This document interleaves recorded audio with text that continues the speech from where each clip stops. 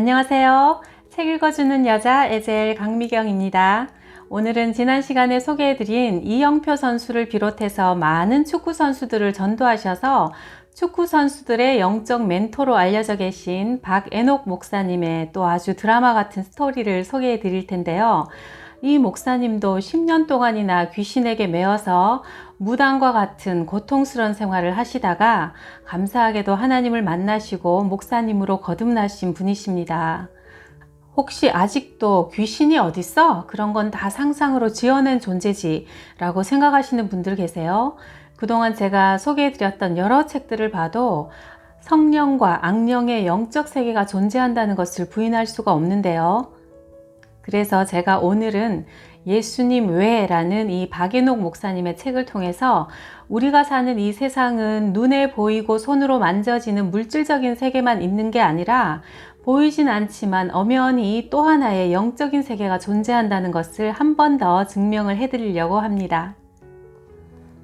사남이녀 중 셋째로 태어난 나는 특히 어머니께 많은 사랑을 받았고 나도 어머니를 잘 따랐다. 어머니가 내겐 바로 신앙이었다.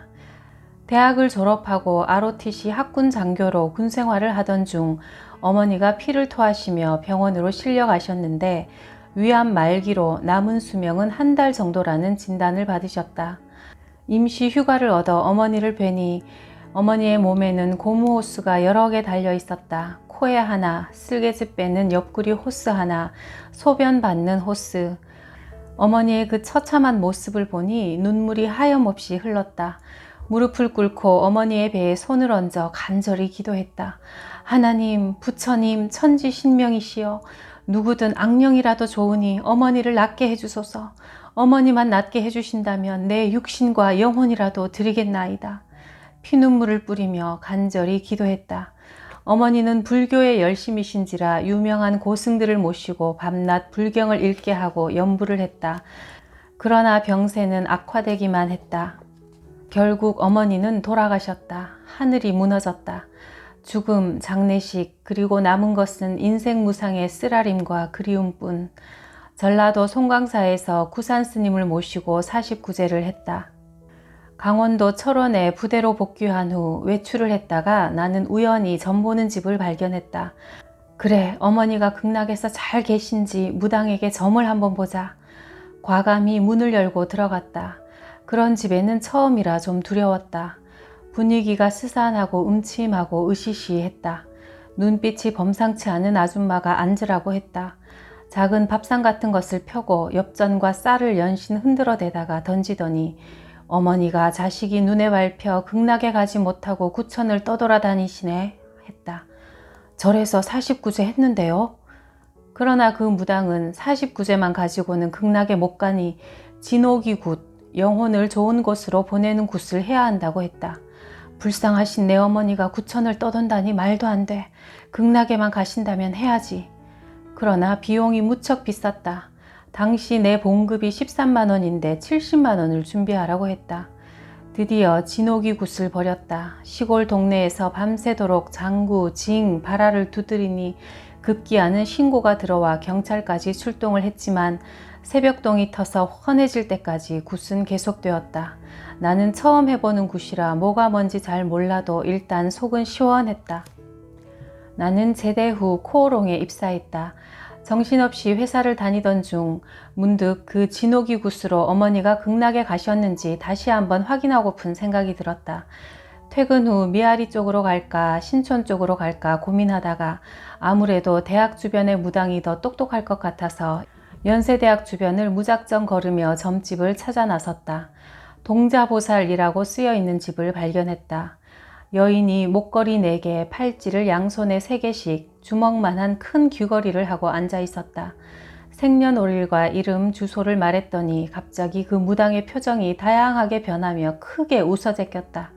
너댓살 먹은 아이 목소리를 내며 표정도 천상 어린애였다. 네 눈에 죽은 네 어머니의 혼이 실려 있어. 나는 깜짝 놀랐다. 어머니 돌아가신 것을 어떻게 알지? 무당이 다시 설명했다. 어머니가 한이 많아 극락에 가지 못하고 신령이 되어 너한테 오셨어. 너는 앞으로 남들이 보지 못하는 많은 것을 보며 점을 칠 수가 있어. 아주 용한 신제자가 될 수 있다고. 아니, 어머니가 극락에 가지 못하셨다니 이게 무슨 소린가? 그 추운 겨울에 엄청난 돈을 들여 굿을 했건만. 무당은 진옥이 굿이 무슨 소용이냐며 신령이 오시면 무조건 받아야 한다고 했다. 내가 신을 받아 모시지 않으면 신병이 들어 시름시름 앓아눕게 되니 내림굿을 하지 않고는 결코 그 병이 낫지 않고 정신병자가 되거나 죽음만 기다리게 된다는 거였다. 내가 끝까지 버텨서 신을 안 받으면 시집간 누님이나 어린 여동생이 무당이 된다고 했다. 나는 믿을 수가 없었다. 동자보살집을 박차고 나오면서 퇴퇴 하고 침을 뱉었다. 아니 이게 무슨 소리야. 내가 원했던 어머니의 극락 소식은 듣지도 못하고. 그러나 영 무당의 말이 찝찝했다. 며칠 후 불안한 마음으로 다른 점집을 찾아갔다. 국무총리 공관 옆에 휘파람 부는 도사 여인이 있다고 하여 물어 갔다.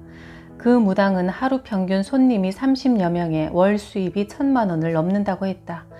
조심스럽게 들어가니 무당이 예쁜 목소리로 반겼다. 상당히 예의 바르고 외모도 반듯했다. 지난번 신촌 여인과는 분위기가 많이 달랐다. 책상 위에는 10만 원짜리 수표가 수북히 쌓여 있었는데 큰돈 내라는 작전인지도 모른다며 마음을 다져 먹었다. 여인은 무릎을 꿇고 앉아 휘파람을 불기 시작했다. 참으로 기묘한 소리였다. 전설의 고향을 보는 듯했다. 어쩌다가 나 같은 기구한 팔자가 되었느뇨 했다. 가슴이 철렁 내려앉았다. 그 여인은 한참 물끄러미 나를 쳐다보다가 다시 입을 열었다. 괜찮아. 그래도 할만해.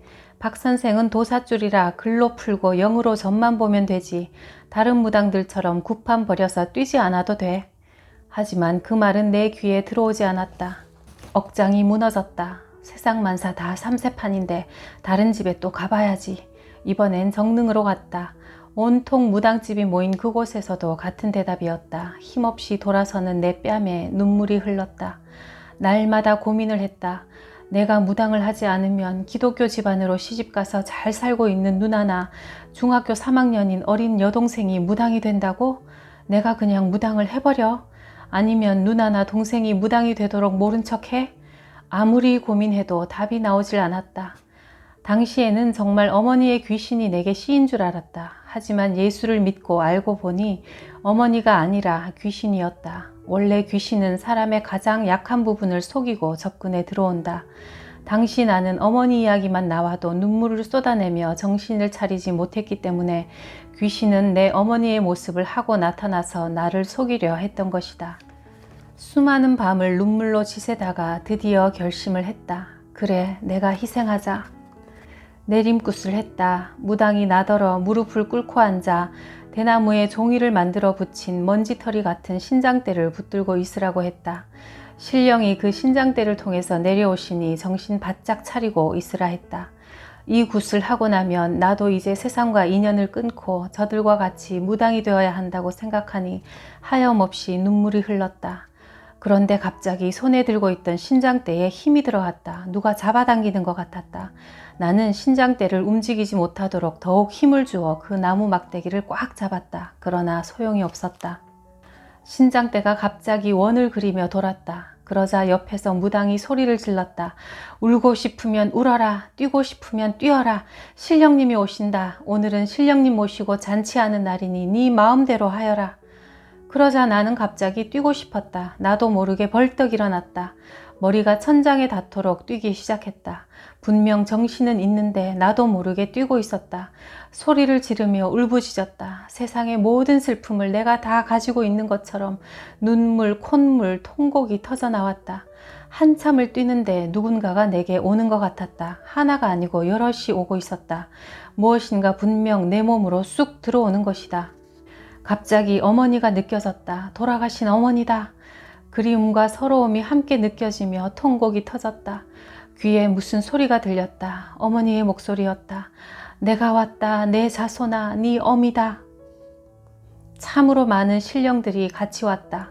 남자아이는 어려서 죽은 삼촌, 여자아이는 6.25 사변 때 배 아파서 죽은 누나, 큰 외삼촌은 백마장군, 외할머니는 불사대신, 3대조 할아버지는 호국장군, 친할머니는 약사보살, 친할아버지는 도사할아버지, 산신, 용궁의 동자선녀, 천상선녀, 동서남북 중앙 오방신장, 게다가 전혀 나와 관련 없는 관우장군까지 왔다. 무당은 신이 났다. 이제 나도 신제자가 된 것이란다. 나는 주저앉았다. 눈물이 다시 줄줄 흘러내렸다. 결국 이렇게 되려고 대학까지 공부하고 육군 장교까지 한 것인가. 처량하다, 한심하다, 불쌍한 내 인생. 드디어 무당이 작두를 탔다. 작두 굿이 끝난 뒤 의심이 간 나는 조심스레 작두날을 손으로 만져보았는데 정말 날카로웠다. 아까 작두 위에 섰던 무당의 발도 보았다. 피가 나진 않았지만 칼자국이 5mm 정도 살을 파고 들어가 있었다. 무당은 작두 위에 있을 때는 아프지 않고 오히려 묘한 쾌감이 있다고 했다. 내림굿으로 나는 이제 영적으로 전혀 새로운 영역의 사람이 되고 만 것이다. 다음 날 신제자가 된 이후 처음으로 회사에 출근을 했다.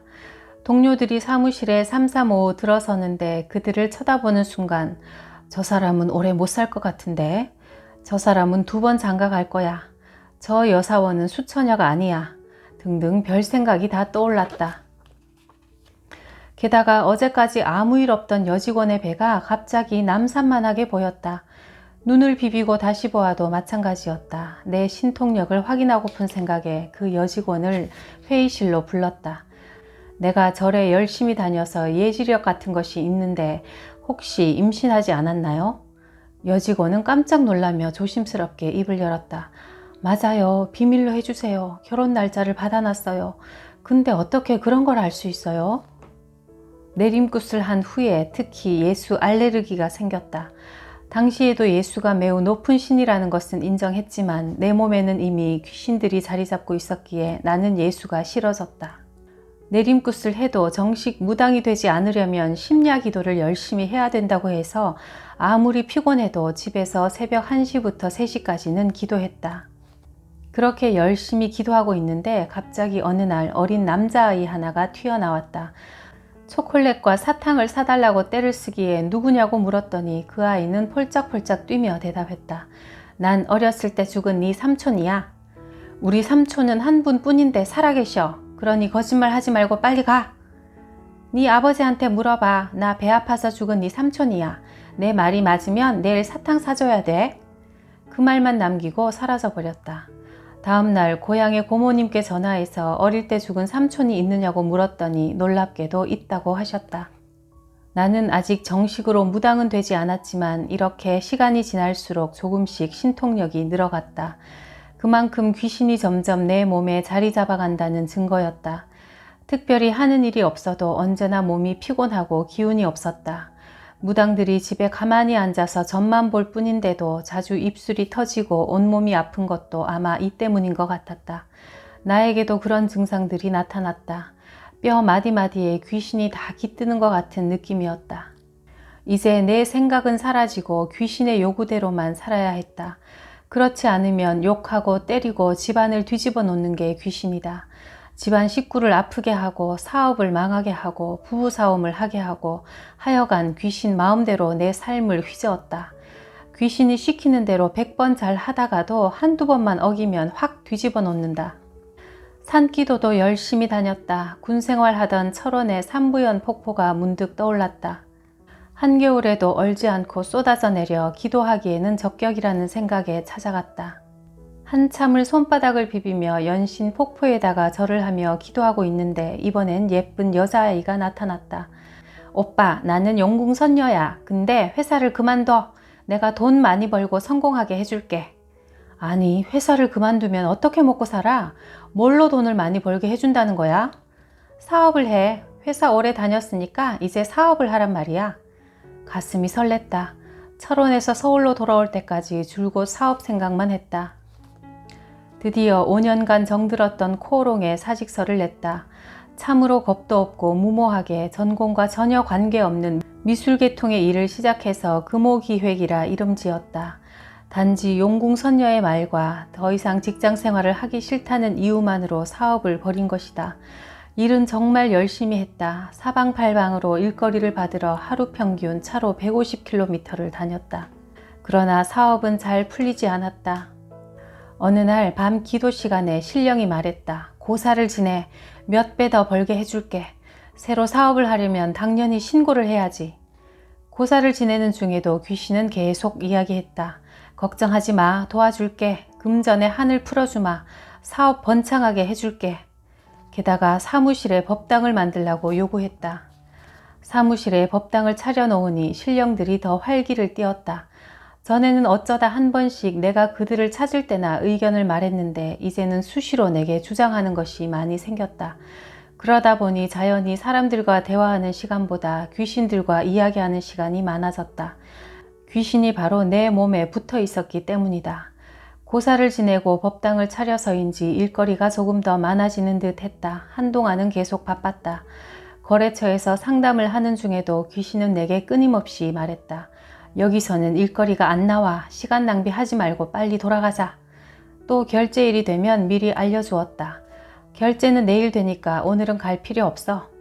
그런데 문제는 그렇게 알려주는 것이 맞아떨어지니 점점 귀신에게 의지하게 되었다. 좌우간 모든 것을 귀신에게 물어보게 되었다. 귀신들이 워낙 자신있게 금호기획을 키워준다고 하니 더 그들을 의지할 수밖에 없었다. 나는 없어지고 오직 귀신만 내 안에 자리를 잡아갔다. 그러던 어느 날 아내가 기다리던 임신을 했다. 나는 당시에도 계속 산기도를 다녔는데 남산에서 신령이 내게 말했다. 너무 좋아하지 마. 또 유산돼. 깜짝 놀랐다. 첫 아이를 유산으로 잃은지라. 또 유산이라니 말도 안 되는 소리라며 펄쩍 뛰었다. 유산되지 않게 해달라고 손이 발이 되도록 열심히 빌었으나 신령은 말이 없었다. 몇 달 후 자연유산이 되었다. 이렇게 나쁜 일은 왜 그리도 잘 맞는지 귀신들과 말하는 것조차 겁이 나기 시작했다. 그토록 떠받들어도 이런 것 하나 막아주지 못하고 나쁜 일만 계속 생긴다면 내가 무엇 때문에 귀신을 섬겨야 하는가 하는 생각이 들었다.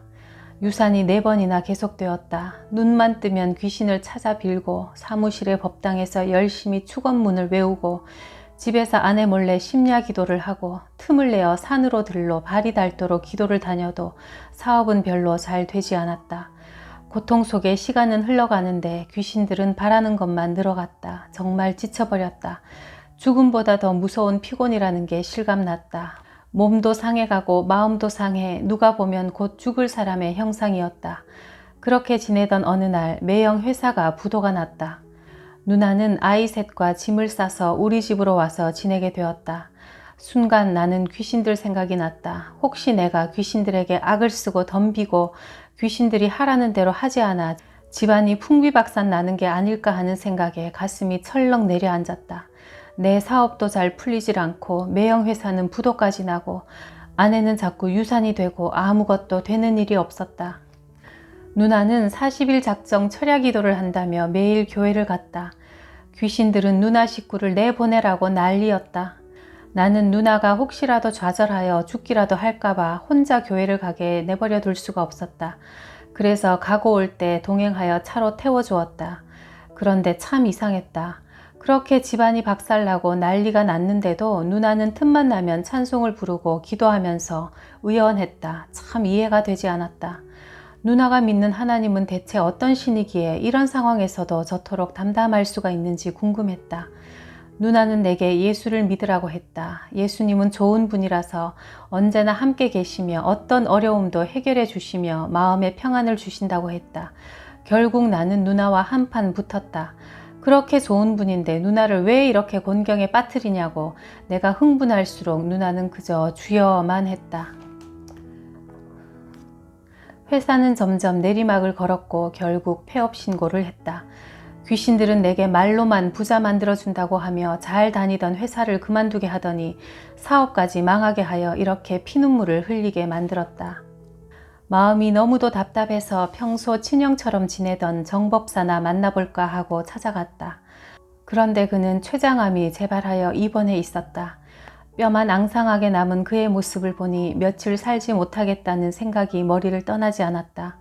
그가 나를 보자 아픈 몸으로도 반기며 말을 건넸다. 동생, 지금부터 내 이야기 잘 듣게. 동생도 알다시피 내가 귀신들을 얼마나 잘 받들어 모셨는가. 이번에 병원에 입원하기 전에도 여러 번 굿을 했네.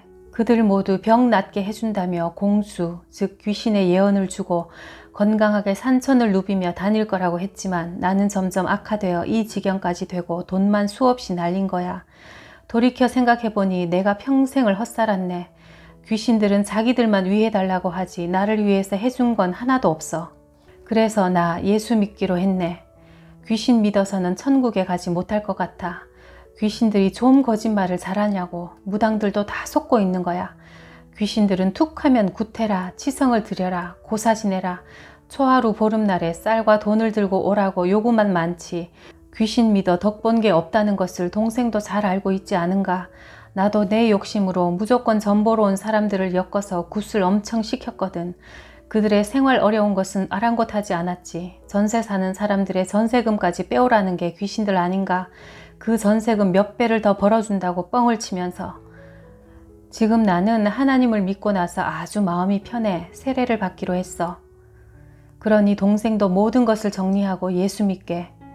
며칠 후 그는 세례를 받았고 생을 마감했다.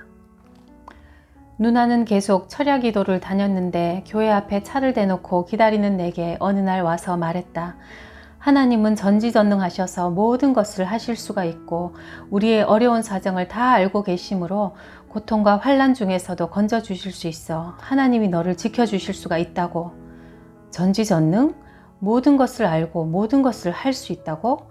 그렇다면 나를 귀신에게서 구해주실 수도 있겠네. 나는 거의 강제적으로 귀신들에게 끌려다니며 그들의 요구를 들어주어야 했는데 예수를 믿는 누나를 보면 언제나 자유로운 것 같았다. 만약 하나님이 나를 지켜주시기만 한다면, 내 가정에 아무런 해도 없이 귀신을 떠날 수만 있다면, 그래서 내가 자유로워질 수만 있다면 나도 좋은 아빠, 좋은 가장이 될 수 있을 텐데. 드디어 결심했다. 귀신으로부터 탈출하려면 귀신이 가장 싫어하는 종교를 선택해야 하고 하나님은 또 전지전능하시다니까 오직 그것만 굳게 믿어보기로 했다. 여태 귀신은 나를 고생만 시켰지 잘 되게 해준 적이 없다. 게다가 무당은 사람들에게 떳떳하게 자신이 무당이라고 밝히지 못하는 것만 봐도 분명 귀신은 나쁜 것이었다. 나도 예수 믿는 사람들처럼 떳떳하게 살고 싶었다. 가족들이 다 잠든 후에 혼자 무릎을 꿇었다. 나는 이제부터 예수를 믿기로 결심했으니 모든 신령과 귀신들은 내게서 떠나가라. 눈물 콧물을 쏟으며 2시간 정도 기도를 했나 싶은데 갑자기 풍선에서 바람이 새는 것 같은 느낌이 들었다. 내 몸에서 하얀 연기 같은 것이 빠져나오는 게 보였다. 귀신들의 혼령이 빠져나오는 것이구나 싶었다. 한참 후 연기처럼 나오던 것이 멈췄다. 다 나온 모양이었다. 기운이 없고 어지러웠다. 나는 그 자리에 쓰러지듯 누웠다. 다음 날 또 누나를 교회로 바래다 주면서 못 이기는 척하며 누나에게 이끌려 교회로 들어갔다. 드디어 교회에 첫 발을 내디딘 것이다. 두려움과 떨림으로 자리에 앉았다. 목사님이 에베소서 6장을 설교하셨다. 귀신에 대한 이야기를 하네. 귀신들을 다 예수의 이름으로 떠나가라고 하네.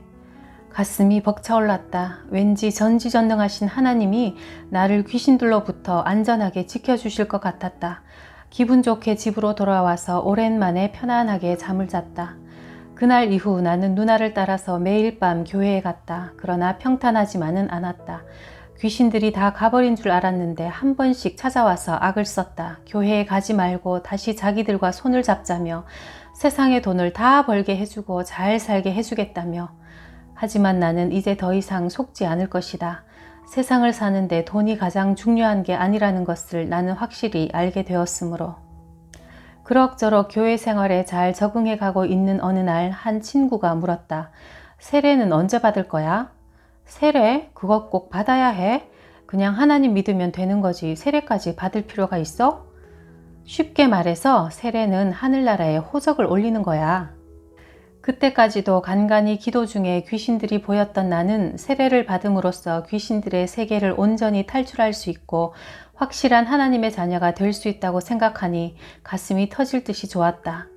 드디어 1992년 12월 27일 내가 새로 태어난 날, 나는 온누리교회 단상에서 무릎을 꿇고 하용조 목사님께서 내 머리에 손을 얹는 순간 뭔가 엄청나게 강한 힘이 내 몸에 들어오는 것을 느꼈다. 아, 이게 어찌 된 일일까? 쓰러질 것만 같았다. 눕고 싶었다. 어지러웠다. 그와 동시에 눈물이 하염없이 쏟아졌다. 지난 10년간의 고통스러웠던 나날이 주마등처럼 스치며 서러움까지 겹쳐 더욱더 눈물이 쏟아졌다. 하나님 아버지, 저를 받아주시옵소서. 이제 제게는 영혼의 휴식이 필요합니다. 당신의 품 안에서 안식할 수 있도록 저를 받아주시옵소서. 이 세상에서는 더 이상 만족할 수가 없나이다. 나의 피난처가 되어 주옵소서. 간절히 기도했다. 그날 밤부터 마음을 다져먹고 누나와 함께 매일 철야 기도를 갔다. 같이 기도할 수 있는 동력자가 있다는 것이 얼마나 신앙생활에 도움이 되고 기쁜지 참으로 감사한 일이었다. 기도 중에 어떤 날은 수많은 귀신들이 사방에서 덤벼들어 괴롭히며 나를 깨물기도 했다. 그때마다 교회에서 배운 대로 실행했다. 예수 그리스도 이름으로 명하노니 더러운 귀신, 악한 귀신들은 다 떠나갈지어다. 그러자 놀라운 일이 일어났다. 예수 이름으로 떠나가라고 말만 했을 뿐인데도 귀신들은 눈앞에서 퍽퍽 나가 떨어지는 것이다. 정말 환상적이었다. 어떻게 이런 멋진 일이 일어날 수가 있는가? 예수님의 권능과 은혜에 감동하지 않을 수가 없었다. 물론 끈질긴 귀신은 몇 번씩 예수님의 이름으로 물리쳐야 했다. 하지만 결국에는 그 어둠의 세력들이 다 사라졌다. 산으로 들로 10수년을 기도하러 다녔으니 내 몸에 붙어있는 귀신들이 좀 많았겠는가. 그 많던 귀신들을 전부 예수님의 이름으로 물리치고 나니 뜨거운 눈물이 흘러내렸다. 하나님 아버지, 전지전능하시고 만왕의 왕이시라는 말이 진짜 맞네요. 나 같은 놈을 구해주시니 정말 감사합니다. 하나님이 너무나 좋았다. 귀신들은 맨날 굿을 해라, 산기도를 가라, 용궁기도를 가라, 뭘 사달라는 등 해달라는 것도 많았지만 주님은 그저 내가 사랑한다고 고백하며 기도만 해도 예뻐해 주셨다. 주님은 나를 자유롭게 해주시고 내 의지를 존중해 주시니 너무나 좋았다. 귀신들도 때로는 작은 것을 들어주기는 하지만 반드시 더 큰 것을 요구하면서 정신적으로 굴복하게 만들고 육체까지 망가뜨리니 정말 예수 믿기를 잘했다. 새롭게 충무로에서 광고회사를 시작했다. 열심히 거래처를 개척하고 예수님께 회사의 앞날을 맡기고 열심히 기도했다. 아침에 눈을 뜨자마자 기도하고 출근해서 기도하고 틈틈이 기도하고 화장실에 앉아서도 기도하고 운전 중에도 기도하고 잠자리에 누울 때도 기도하고 정말 간절히 주님께 매달렸다. 주님은 기도를 들어주셨다. 새로운 거래처가 늘어나고 주문량이 늘고 결제도 잘 되었다. 이런 업종은 납품 후 돈을 떼이는 경우가 많은데 우리 회사는 한 번도 그런 일이 없었고 오히려 이상할 정도로 회사가 안정되어 갔다. 나는 감격하여 감사의 눈물을 흘렸다. 눈만 뜨면 주님을 생각했다. 무속에 매달렸던 내가 억울했다. 쓸데없는 귀신들만 믿고 손바닥에 불이 나도록 빌어댔던 내가 한심하게 느껴졌다. 나를 살릴 수 있는 힘도 없으면서 마치 대단한 힘을 가진 척하는 귀신들. 자기들만 위하게 들들 볶으며 내 영혼을 끊임없이 갉아먹던 못된 귀신들. 그리고 예수님 앞에서는 숨도 크게 못 쉬는 약한 귀신들에게 의존했던 미련 곰탱이 같던 나 자신. 나는 살아서 역사하시는 주님을 다시 한번 가슴으로 찬양했다. 어느 날 새벽 기도를 마치고 교회 식당에 들어갔다가 하용조 목사님을 만났다. 이번 크리스마스 전도 집회 때 간증을 하도록 하세요. 선뜻 대답을 못했다. 그런 것은 해본 적도 없고 또 꼭꼭 감추고 싶은 부끄러운 과거이기 때문이다. 간절히 기도하며 고민했다. 만약 나 하나가 망가져서 단 2명이라도 구원을 얻는다면 주님의 측면에서 보면 이득이 아닐까? 게다가 일반 성도들은 귀신의 세계가 얼마나 위험한지 잘 모르니 이번 기회에 내가 확실히 밝혀 경종을 울려야 할 것 같기도 했다. 고민 끝에 순종하기로 하고 준비했다. 그렇게 떨리는 가슴으로 간증하고 다시 일상생활로 돌아와서 열심히 일을 하는데 어떻게 내 전화번호를 알았는지 여기저기서 전화들이 오기 시작했다. 어느 교회의 누구인지 본인의 이름은 밝히지도 않고 그냥 집사라고들 하면서 다짜고짜 물었다. 이번에 우리 아이가 대학교 시험을 치는데 어디에 넣으면 합격을 할까요? 3군데를 정해서 원서를 넣으려고요. 아이 생년월일을 말해야 하나요? 태어난 시간까지 정확하게 말씀드려야 하나요? 사실 제가 태어난 시간은 기억이 나질 않거든요. 기가 막혔다. 집사님, 저한테 묻지 마시고 하나님께 직접 기도드려 보세요. 하나님께서 친히 지혜를 주실 것이고 응답해 주실 겁니다. 이렇게 대답하고 수화기를 내려놓았다. 화가 가라앉질 않았다. 어떻게 이런 일이 있을 수 있단 말인가. 더구나 교회 집사란 사람들이. 어느 날은 내 사무실로 점잖게 옷을 차려입은 나이 지긋한 권사님이 찾아오셨다. 자기 딸 시집을 보내야 하는데 사주팔자와 궁합을 보러 오셨다고 했다. 나는 그런 것 보는 사람 아니라고 해도 돌아가질 않았다. 그러지 말고 한 번만 봐줘요. 나이 먹은 사람이 물어물어 힘들게 여기까지 찾아왔는데 용하다면서요. 사무실 소파에서 1시간이 지나도 그냥 앉아 계셨다. 내가 졌다. 궁합을 봐드리겠다고 했다. 내가 먼저 4가지를 여쭤보았다. 첫째, 2사람 모두 예수님 잘 믿나요? 둘째, 다 건강한가요? 셋째, 성격이 잘 맞나요? 넷째, 취미가 비슷한가요? 권사님이 고개를 갸웃대며 생각하더니 다 맞는 것 같다고 했다. 나는 그럼 천생연분이라고 대답을 해드렸다. 실제로 우리 크리스천들은 이렇게 사주를 보면 되는 것이다. 한 사람은 예수님을 잘 믿는데 한 사람이 다른 종교를 믿는다면 마음이 맞을 리가 없고, 신앙이 다르면 영혼이 평안할 리가 없기 때문이다. 그리고 취미도 한 사람은 산을 좋아해서 눈만 뜨면 등산 가자, 단풍놀이 가자, 꽃놀이 가자 하는데, 다른 한쪽은 물을 좋아해서 수영장 가자, 해수욕장 가자, 낚시 가자 하면 다툼이 일어나지 않겠는가. 사주도 마찬가지다. 사주팔자는 원래 2시간 간격으로 자시, 밤 11시에서 새벽 1시, 축시, 새벽 1시에서 3시, 인시, 새벽 3시에서 5시 등 2시간 간격으로 해서 태어난 해, 태어난 달, 태어난 날, 그리고 태어난 시간을 보면 연, 월, 일시 4가지니까 사주가 되는 것이고, 갑오년, 갑술월, 을유일, 정축시 이렇게 사주가 8글자가 되기에 팔자를 본다고 하는 것이다. 정말 이 사주팔자가 맞는 것이라면 같은 날 같은 시에 태어난 사람은 사는 것이 똑같아야 한다. 그러나 절대 그런 일은 있을 수가 없다. 내가 아는 쌍둥이가 있는데 한 사람은 대학 교수고 한 사람은 수년째 백수다. 이래도 사주가 맞는 것일까? 그럼에도 불구하고 아직 교인들 중에도 사주팔자 궁합 보는 것을 통계고 학문이니까 우상숭배가 아니라고 하면서 철학관에 가시는 분이 있다는 것은 참 안타깝다. 게다가 신문을 보면서 재미로 보는 오늘의 운세, 금주의 운세를 보기도 한다. 이런 짓을 하다 보면 자기도 모르게 영혼이 미혹되므로 절대 하지 말아야 한다. 누가 철학과 헛된 속임수로 너희를 노략할까 주의하라. 골로새서 2장 8절 말씀. 이런 이야기를 읽을수록 정말 하나님을 믿되 철저하게 신뢰하고 신앙생활을 바르게 해야겠구나 하는 생각을 하게 됩니다. 기도하고 말씀 읽고 예배드리는 삶이 중심이 되지 않으면 성경 말씀처럼 우는 사자와 같이 삼킬 자를 찾아 두루 돌아다니는 이 악한 귀신들의 밥이 되겠구나 하는 것을 오늘 또 새삼 깨닫게 됩니다. 다음 시간에는 이 박예동 목사님께서 이영표 선수와 또 여러 축구 선수들을 어떻게 전도하셨는지 그 과정도 좀 전해드리고요.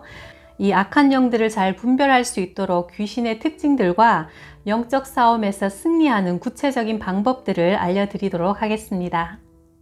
구독, 좋아요, 댓글로 응원해 주셔서 감사드려요.